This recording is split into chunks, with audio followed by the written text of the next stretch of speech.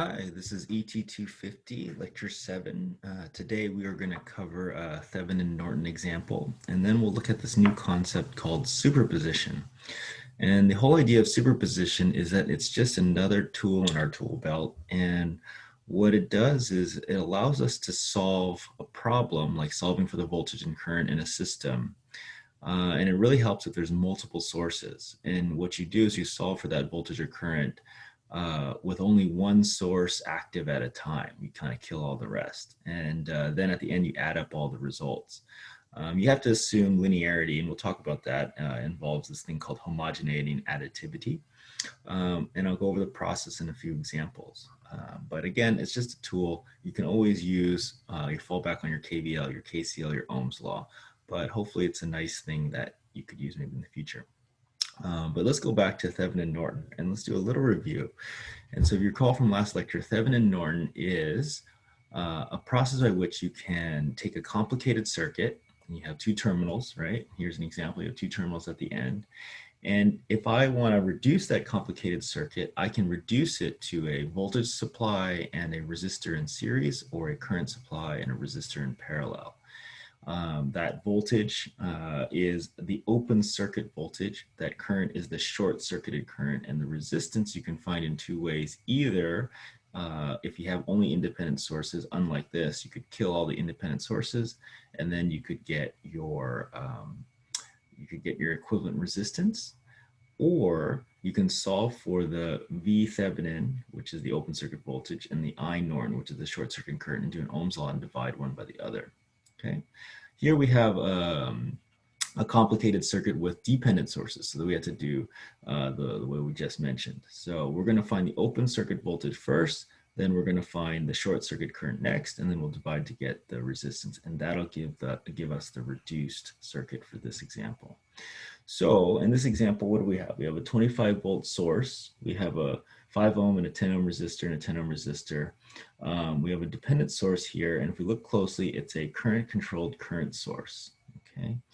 And you can see Ix is over here, so that means this I is half of this one, according to this little equation right here, right? So I have all that written here, but let's go ahead and tackle this problem. So I have it redrawn, and I put my open circuit situation, open circuit voltage, because I know this is VT, right? And now it's just a week 1, week 2 crunch problem, right? We're just trying to find this VT. Okay, so if we look closely, some things that we notice is that because there's no current here, this current is the same current as this one. In fact, these two are behaving as if they're in series.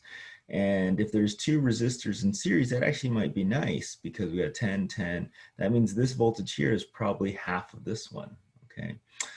We could set up some nodes, put a little ground here, put this node here. This node happens to be VOC in this particular case.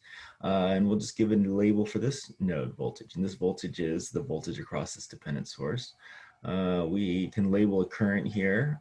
So this kind of lends itself, it seems like, to a kind of a nodal analysis, maybe a voltage divider or something like that. Of course, we have, notice I gave it a name, IS. We have our current controlled current source. IS, this current going down, equals 0.5 IX, right? That's this guy. We could do a KCL. This I equals these two leaving IS plus IX. Good. And notice if we punch this in, we can actually get a relationship between this I and this IX. We kind of eliminate this, this IX, we eliminate IS, all right? We can apply nodal Ohm's law for this resistor. This I equals 25 minus V over 5. That's written right here. And then we can plug this in.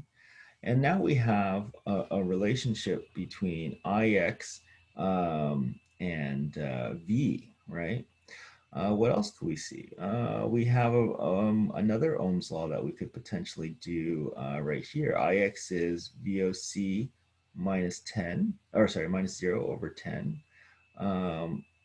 Then we can, well, you know, I'm thinking maybe we could even do this. We could even do this. You know, this is kind of going off the reservation here. I wonder if we could say Ix is equal to V minus 0 over 20, and this is series. right? And you guys see that here. If this is one big resistor series and you have V minus 0, you could also say that, right? Just another equation that we might use later, but notice that we have all these nice equations all set up, and then maybe the last thing we can do is a voltage divider. Yep, we have a voltage divider here, where this VOC is half of this one, and you can see it.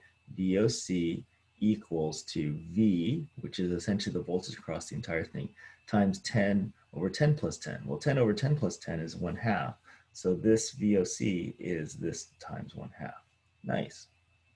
Okay, so just to review all the things we got here, we have KCL, we have this reduced equation, I equals 1.5 IX, and we have this nodal Ohms law. If I plug this in, and I plug this in, what do I have? I have 25 minus V over 5, I have 1.5, and I have VOC over 10, okay?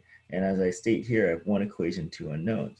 But once I have this extra voltage divider equation, then I have two equations and two unknowns.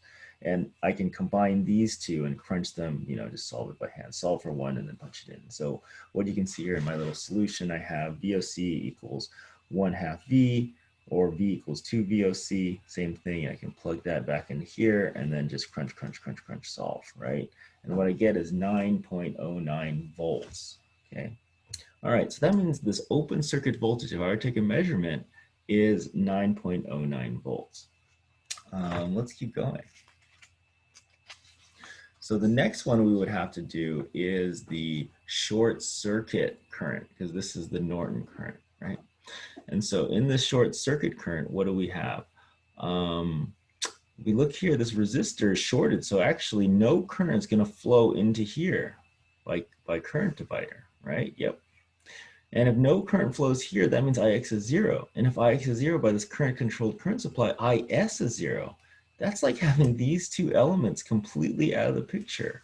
And I can redraw that. And this makes a very nice circuit. So sometimes solving for the short circuit current makes a lot of nice simplifications.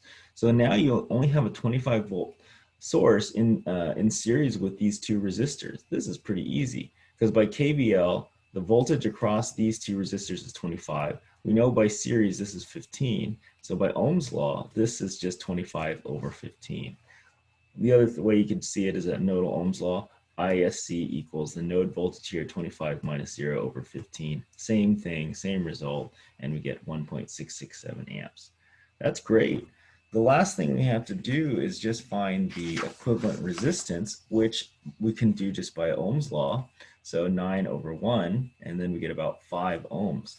So that means this complicated circuit here can be reduced down to either this Thevenin version, a 9.09 volt and a 5.45 ohm combined element in series, or the Norton version, which is the 1.67 amp and the 5.45, same resistor in parallel. So that's kind of a nice thing, right? If you want to do analysis now on this circuit, you don't have to operate on here, which is a little bit confusing and gross. You could operate on these, either one, your choice, okay? So hopefully that example kind of hit home this whole Thevenin and Norton process. Not too bad. Okay, let's go to this new concept, like I said, superposition.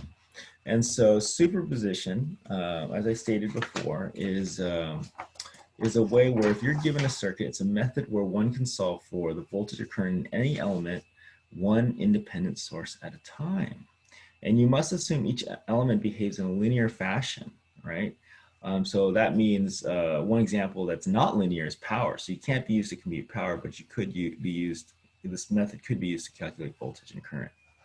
A non-circuits example is computing beam deflection by adding the result of different forces, right? If you have like a beam and then you have multiple forces acting on it, you could use this superposition concept to compute the deflection one force at a time, and then you add up all the deflections to get the total deflection. It's the same idea. And so you might have seen this before in your strength and materials class. So hopefully the concept is actually not new. Okay, so first of all, what does linearity mean, right? So we're gonna go over, take a little tangent, talk about linearity, and then come back into the superposition process, right? So we're gonna look at two examples where one's linear and one's not. And the first one is Ohm's law, and the second one is power. They're very similar equations, but we're going to see that Ohm's law behaves in a linear fashion, and power doesn't. And when you look at systems, we're talking about a linear system. We have an input and we have an output. Ohm's law, what we're going to assume is the input is current and the output is voltage. For power, we're going to assume that the input is current, but the output is power this time. Okay. Notice in this case, the input is scaled linearly by R, where here you're going to have a squared. So that's the reason why this is not linear. But now we're going to go to the rigorous, like, well, how do you really test if it's linear? You look at two things, homogeneity and additivity. Homogeneity is just a fancy way to say proportionality, and then additivity. So let's look at what these two tests are, because if they satisfy the test, then it'll be linear, and we'll see that the Ohm's law satisfies the test, power does not. Okay.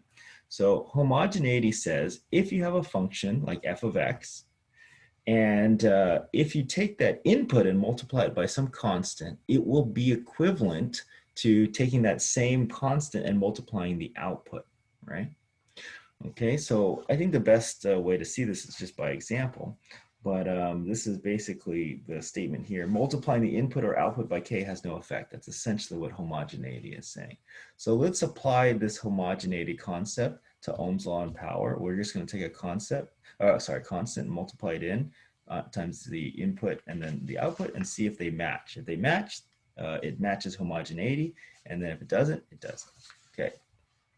So if we look at Ohm's law, let's just say again, we have some constant, and we're gonna see what multiplying the input times that constant and then applying the function does. So if I multiply the input times the constant, I just get ik, and then I apply the function, which is just multiplied by r. This is the result, okay? So that's the right side.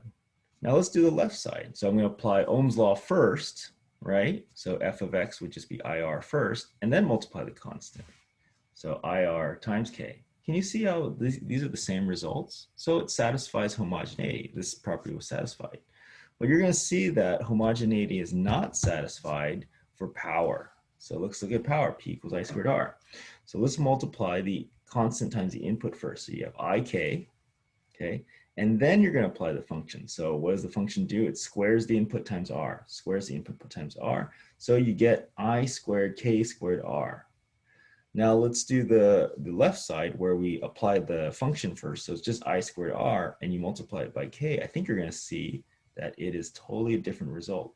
Look here, you have I squared RK, whereas here you had I squared K squared R, not the same. So homogeneity is not satisfied for power. So this fails the homogeneity test, which ultimately fails the linearity test. Okay, let's look at this additivity. So for additivity, what it's saying is if you have two separate inputs and you apply the function, you add them, they should be the same as adding the inputs and then applying the function. Okay, so again, let's apply our Ohm's law and our power to see if additivity is satisfied for Ohm's law and not for power. So now we have the same function, Ohm's law, but now we have two different inputs. Okay, and let's do the left side here. F of x1 plus x2. What do we have here? So we can add the inputs, I1 plus I2, and then apply Ohm's law. So we just multiplied by R. Now let's do the right side here. V equals IR. So apply the function first for the f of x1 or the I1. So we have I1 R1 plus I2 R2. Yes, I can see that these two match. Yay, they're the same. Satisfies additivity. Now let's do the same thing for power. Again, the function is I squared R. So if we do the left side first, we can see that we added to I1 plus I2 and then square by R, right? So you're adding them first and then applying the function. The next what we'll do is we'll apply the function to each individual and then add. So we look here, we get I1 squared R plus I2 squared R. But if we compare these two, you get a tricky little cross term here in the first version, right? Because if I do I1 squared plus I1 I2 plus I1 I2, which I get 2 I1 I2, and then I get I2 squared, I got this term. They don't match. Very close, but they don't match. So this power function does not satisfy additivity and therefore fails linearity. Okay, now let's go back to superposition, right? Superposition again is very nice, and here's the process. The first thing, the number one thing you're going to do is check for linearity. So if the question asks you to solve for I or V and not power, that's a good check, right? And do you see things that are linear circuit elements? Do you see things like, because there are some resistors, let's say, that are dependent on the square of the current or the cube of the current, okay, or some weird nonlinear elements, right? So do you have elements like that in your system? If not, if you just have your normal vanilla everyday elements, then you can safely assume that it's linear. But otherwise, if you see something weird like sines and cosines, you might go, oh, maybe not linear. What you're then going to do is, let's say they ask you for some voltage and there's like 3 independent voltage sources, or 2 independent voltage sources and 7 independent current sources. What you're going to do is add up all the independent sources, and that's how many times you're going to have to solve that system, right? What then you're going to do is you're going to keep one of the sources, kill the rest, right? And what do I mean by kill the rest? We did it in Thev and Norton. You kill it by replacing any voltage source with a short and any current source with an open. And then you're going to solve for whatever that voltage or current is, add up all the results to get the total. Note, if you have dependent sources in your system, that's okay, but you're just going to have to leave it in every time. And they have to be linear, right? And so this is similar to the Thev and Norton. You can have dependent sources in there, but you just leave it in. You can't kill it, right? Okay, I think this process is best highlighted in the example, because to follow this is like, I'm a little lost, but once we do the example, we'll see how this matches up. Okay, so let's say we have a system here. We have 3 sources, a current source, a voltage source, and a voltage source. And we're asked to solve for this V. Okay, we don't have to use superposition. We could use our KVL, KCL, Ohms Law to solve for this V and just grind it out. We could use our nodal analysis. We could set up a ground and some nodes and then solve for the node voltages and then subtract maybe these 2 node voltages to get this V. There's so many ways to solve this problem, right? However, we're going to try superposition. And let's see, step number 1, check for linearity. Yep, I'm not being asked for power. These are just normal resistors. These are just normal voltage supplies and current. Yep, yeah, that's good. Okay, analyze the circuit n times, where n is the number of independent sources. So it looks like 3. N is equal to 3 in this case. Okay, so we're going to calculate. Here, let me show you the steps here. So 1, good, 2, and then we're going to calculate V, but we're going to calculate it 3 times. So I write this equation down. V equals V1 plus V2 plus V3. And this really helps remind me that when I solve for, let's say, V1, I'm not done. That's a common mistake by a lot of students. They'll start the superposition process correctly. They'll solve for V1, and then they're like, oh, I solved for voltage, I'm done. And not even calculate these other 2. No good. Put this here as a reminder to yourself to keep going even when you're done. Okay, so now we just do the process of keeping 1 and killing the rest. And so let's do the first one, V1. And so you just can arbitrarily pick. Let's say I keep this one and kill these 2. Because then the next time maybe I keep this one, kill these 2, and then keep this one, kill these 2, okay?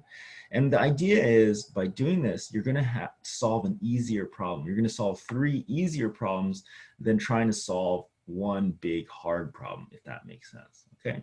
So let's keep the 6 volt, kill the rest. So that means this becomes a short and this becomes an open. And you can see the circuit becomes pretty easy. It's just a resistor network and a voltage, right? And look at these 2. These are in parallel. And then you just have this resistor here. When I combine this in parallel, you can see that I get 2 resistors in series with a voltage supply. Oh, that screams out using voltage divider. And that's just 1 step right there. Boom. So 6 times 2 over 6 plus 2, that's 12 over 8.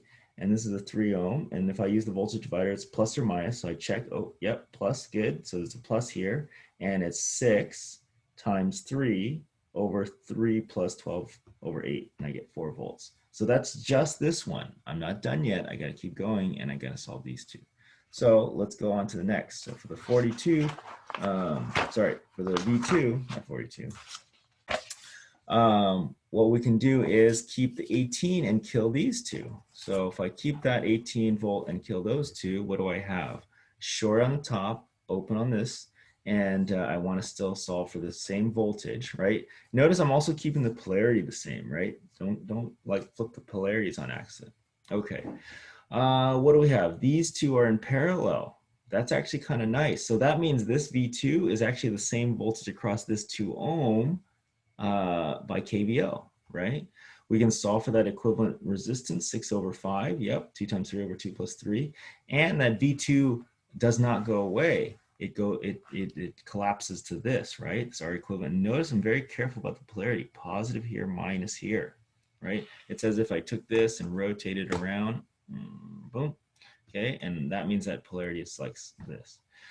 Oh, nice. I get back to two resistors and in series, and then I have an overall source voltage divider. Easy. 18 times this resistor, which is 6/5 over 6/5 plus 6. Done. 3 volts. So I hope you're seeing that the superposition is very powerful. You're able to solve this voltage in 3 simpler steps. So let's do the last one. We're not done yet. We got V3 still to do. Okay, so V3, the only source we have left is this one, this one, and we're going to kill these two. Okay, so in that case, we're going to have short, and then the current supply. Okay, so what do we have? If you notice, in this situation, all 3 of these resistors are in fact parallel. It doesn't look like it, but they are. Look, if I compare these two, these ends touch and these ends touch. If I compare these two, these ends touch and these ends touch, right? And even if I compare these two, which really is like, are those two in parallel? They sure are. These ends touch and these ends touch. Really neat. So I can combine them into one resistor in here. And let's be careful. Look at the polarity. Let's be careful. See this up arrow? It's going into the negative. Good. Negative. So then this R equivalent, I can just use my general parallel formula, 1/1/1/1/6, 1/2, 1/3 to get actually 1 ohm. Okay, that's kind of nice. And now I know this is 1 ohm, and I know 2 amps is flowing through the bottom, so I can use my Ohm's law. I have to have the negative there. So 2 times R equivalent, which is 1, easy. So this is -2 volts. So from this one I got -2, this one I got 3, and this one I got 4. The answer is 4 plus 3 plus -1. And what I get is 5 volts. So the total answer for this V is 5 volts across here. And does that make sense? Let's see. I have 18 volts here. Does it make sense that there's a positive pressure on this side? Maybe, like current is flowing out and then the current flow is going down this way to the right. It's hard to say because you got some branches here, but maybe you could justify it by saying you have like a pump, you know, like that. Every voltage supply is like a pump. You have this trying to pump current this way, and you have this flow. So maybe the flow is going, you know, around this edge and then sucking current down this way. Yeah, okay, maybe I buy that 5 volts. It's not like 500 volts. It's not like something crazy. So yeah, okay, I think that seems to make sense. And you could always, of course, solve it the normal way to confirm, but this is one of the tools. Let's do another example. Okay, so we have a system here, two independent supplies, and look, we have this IS, and the question is solve for IS using superposition. Again, these problems can be solved by KVL, KC, Ohm's law, voltage divider, current divider, all these other nodal analysis, all those other tools, but we're trying superposition today. We first check, is everything linear? Is it asking for power? No. Is any weird sines and cosines and squared terms? No. Normal vanilla elements. Good. We count the number of elements, 2 in this case, and so that means we're going to solve IS. IS is going to be equal to IS1 plus IS2. Don't forget to put this. This really helps remind us that we need to solve this twice and add the results. Okay, so then what we're going to do is now go ahead and crunch. So we're going to keep this and kill that. Okay, so if we keep the 10 volts and we kill this, it becomes an open circuit. So I like to redraw it. So 10 volts, open circuit. So I have these 2 resistors in this one. What do we have? These look like they are in series. So that's 10 plus 5, 15. And then I could redraw it again. So I have a 15 ohm resistor, I have IS, I have this voltage supply, which is 10 volts, and I have this 5. And so it's asking what's the current in the in the 10 volt? Well, maybe we could do one more simplification because these two are in parallel, 15 and the 5. And so what I get is this nice relationship, 5 in parallel with 15, 5 times 15 over 5 plus 15. But I also now have a voltage supply in resistance. Again, you've seen this before. Be careful with the Ohm's law. You cannot apply Ohm's law to this guy. So tempting to write, V equals positive IS, but you got to do that KVL first. Put that 10 volt over here, so you have that 10 volt good. And then when you do that IS1, look, it goes into the negative terminal, so you have that negative. Okay, yeah, like I've said before, it's easy to just write 10 equals positive IS, because if you look at this one, it's tempting, but that would be wrong. So IS1 is negative 2.667 amps. Okay, so that's done, but we still need to do this one. Do not forget, please. All right, so for IS2, we're going to keep the current source and kill this one. So this becomes a short. And we recall, if we short a resistor, it's like we've removed it. So because no current's going to flow through here, no, zero voltage across by Ohm's law, so gone. And now what do we have? We have this current IS2 as the same current as what's going on in the 5 ohm resistor. Yep. And now look at this, 2 resistors in parallel, current, we can use current divider. Nice. Okay. Now we see that, look, they're in the opposite direction, so we have to use the minus sign. So we got to be careful, remember, plus or minus. So this one's going to be the minus version. So minus, this current is 1 amp times the opposite resistor, 10 over 5 plus 10 minus 2/3. And the final answer is the addition, minus 2.667 minus 2/3. We get minus 3.33 as this current here, right? And I think that makes sense. You got a 10 volt power supply. I would think that it would overpower this potentially and send current the other way. So I buy it. Yeah, a negative number here. That seems to make sense. All right. I hope this lecture helped you reinforce the Thev and Norton and showed us this new tool called Superposition. Gives us the ability to break down a harder problem into easier, smaller problem, bite-sized problems. Okay, have a great day. See you in class.